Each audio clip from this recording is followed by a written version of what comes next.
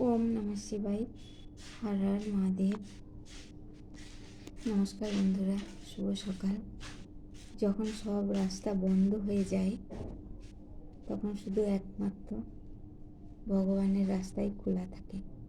উনি সর্বদা সবসময় আমাদের পাশে থাকেন। কারণ ধূপ রোদ যতটাই হোক না কেন, যত বড়ই হোক না কেন রোদ, যতই তাপ হোক না কেন, সাগরকে শুকনো করতে পারে না। আর পুকুর ডোবা সব কিন্তু শুকনো হয়ে যায়, সাগর শুকনো হয়নি। তো যদি আমরা বাঁচতে চাই, সাগরের মতো বাঁচবো মহাদেবকে ডেকে, পুকুর বা ডোবার মতো নয়।